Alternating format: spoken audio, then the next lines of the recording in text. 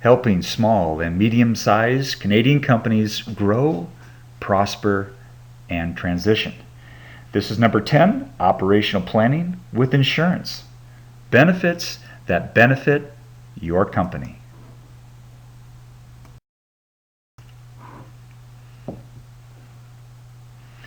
Business owners face all kinds of challenges today.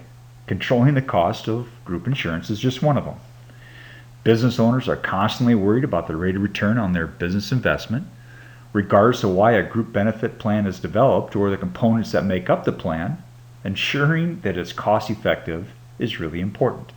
However, I'll challenge all business owners, HR personnel, CEOs, and CFOs to rethink their perception of benefits. Are group benefit plans considered an expense, or are they an investment? How you think about your group benefit, either as an expense or an investment, will probably help determine which solutions or combination of solutions you should choose to actually help control the cost of group insurance. So here are a couple common solutions. Reduce or drop coverage. Drop the plan entirely and just give more income. Delay enrollment of employees coming in. Be self-insured. Have employees just pay more. Use a health trust. Or place a cap on the amount of coverage that's available. Let's take a look at these things a little bit further.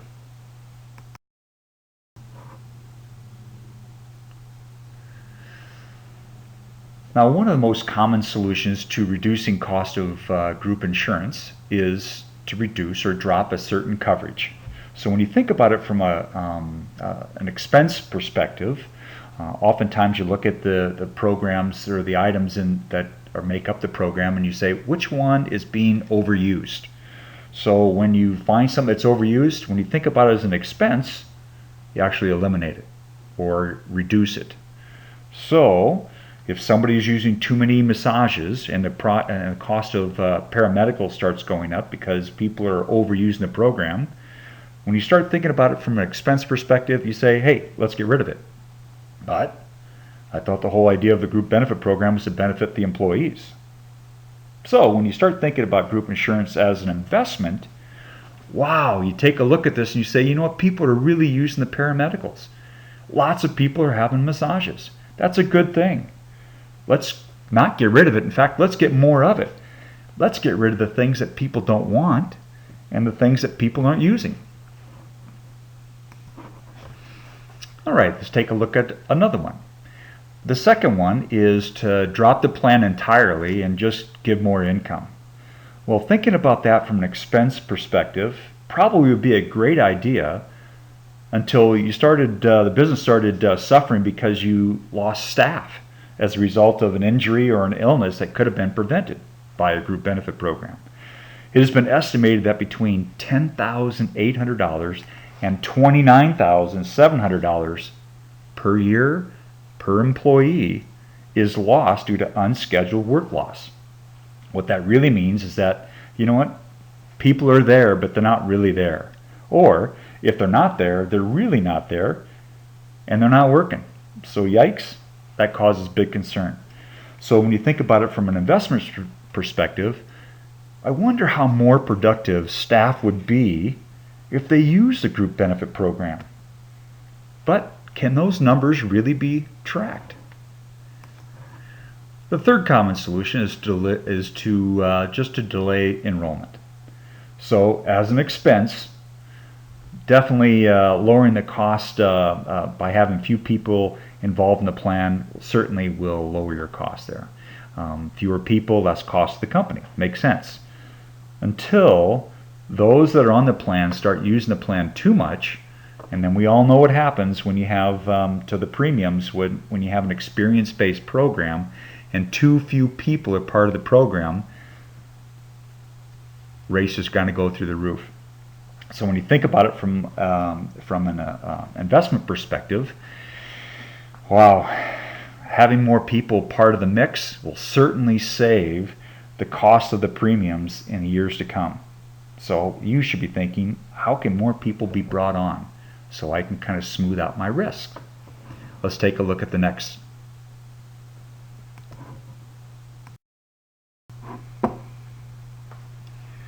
So the fourth common solution controlling the cost of group insurance is to be self-insured. Now, what that really means is that rather than making premium payments that a company normally would do when they buy insurance, is that they would take whatever they're going to pay the insurance company, they're going to keep it inside their corporation. They'll use that money to reimburse employees that bring in receipts to be reimbursed. And one of the downsides of that is that certainly is the confidentiality. For one point, that point being that at the end of the day, there's going to be an employee that comes in and they have to feel comfortable that the expense that they're going to bring in, or the receipt that they bring in to be reimbursed for, won't cost them their job. So they have a variety of health issues and they want to keep that confidential.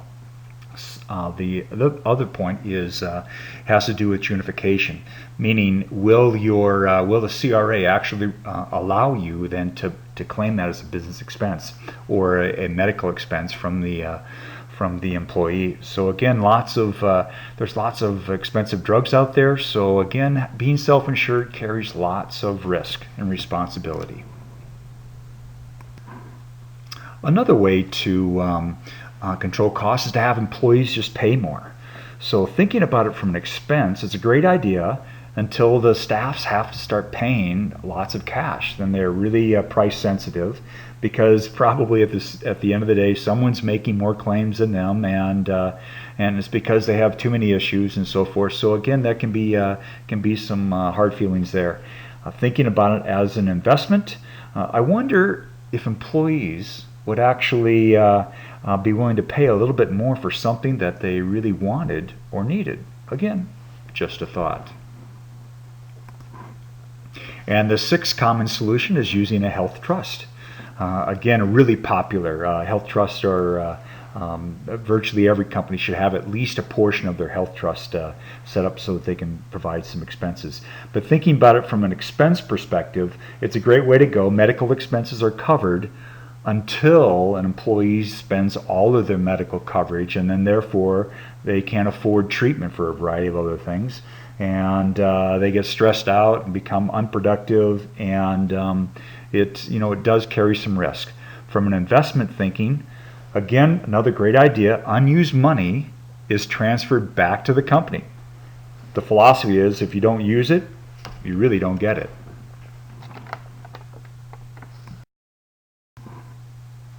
And the seventh common solution is to place a cap on the coverage available. Thinking about it from an expense perspective, another good idea, just make sure that everybody knows the limitation of the program, especially when it comes to drug coverages. It's certainly, you hate to be the person that have to tell an employee that, sorry, of the 5,000 drugs that are available, our plan only covers 2,000. So it's important that they know that ahead of time. From an investment perspective, you just need to look at the rate of return. So by saving $100, does that provide at least $100 in productivity or happiness from your staff?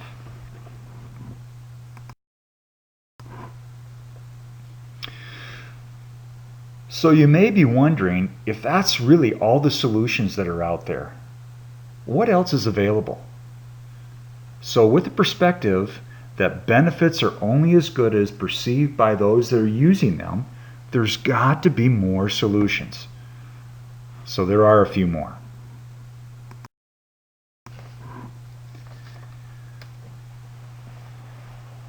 Now, I believe owners can also control cost of group benefits by fixing the amount that they spend on benefits. So trying to choose a benefit program that fits everyone's needs is virtually impossible to do. The larger the company, the harder it is to generalize a program. And some want to pay for major dental, but not really for chiropractic services, while others have large prescription drug requirements, but really no dental needs. So if employees want more coverage and they are willing to pay for it, then by all means, I think you should let them.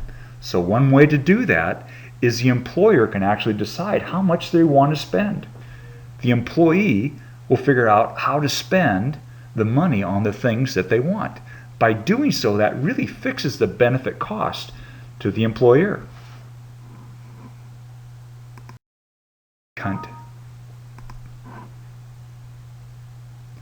Another solutions owner can actually control the cost of group insurance and benefits is by joining a larger pool of insurance users. So 100% of all the things that you're using is actually, the risk is spread over lots of people, maybe even 8,000 people. But let me explain further.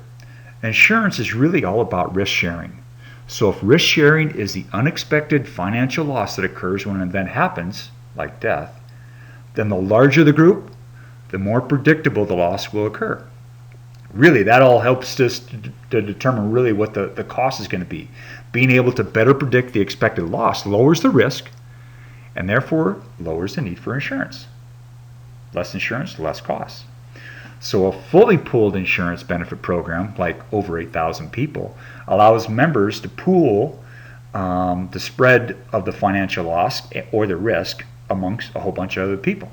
So an experience-based insurance program usually has the claim experience of the group determine the risk of the predictability of the financial loss. The less predictable, the higher cost to protect that financial risk. So it's all about numbers, scale of economy.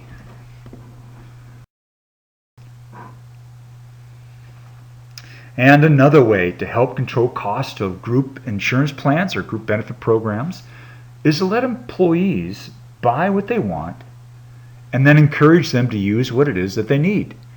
The employee chooses the plan, not the employer. What we have found is that 50% of the money spent on group insurance programs is really wasted by the employer. And the reason that happens is because they're buying products that their employees aren't using. With up to 5 generations of employees working for the same company, it's really tough to find a common insurance need.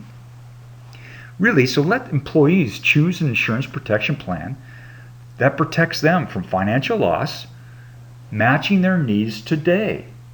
We've also found that 50% of money spent on group insurance is wasted by the employee. And the reason that is the case, because oftentimes the employer says, hey, you need to contribute to the program. They say, great. Now they end up buying products that they don't even want. A little bit of resentment there. There's lots and lots of diversity in the workforce, and it's important that you stay in touch with everyone.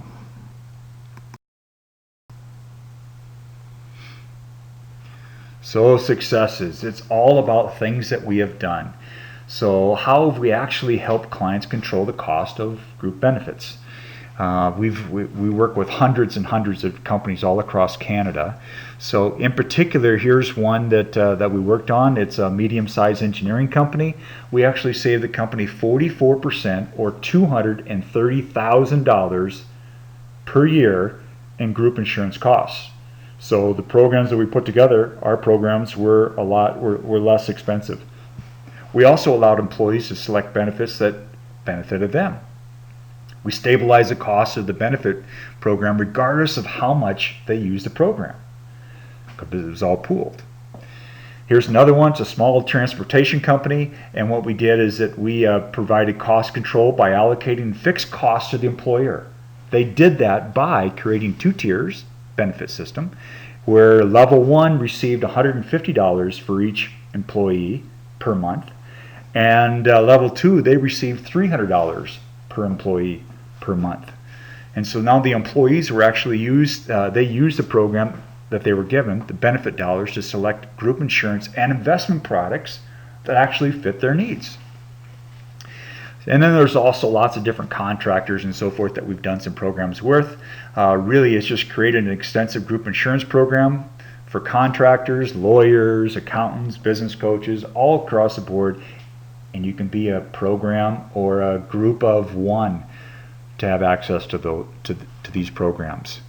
So I'm sure we have a plan for you.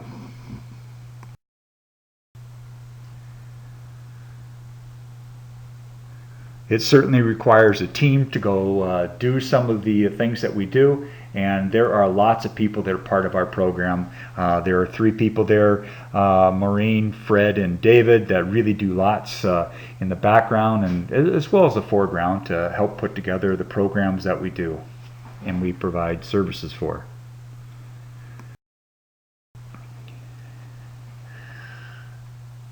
There are lots of different ways to connect with us. We would love to spend some time to figure out if there's a plan that we can put together for you. We need to find out what your problems and your concerns and your challenges are. Because our job, we provide the solutions to solve your problems. We look forward to serving you.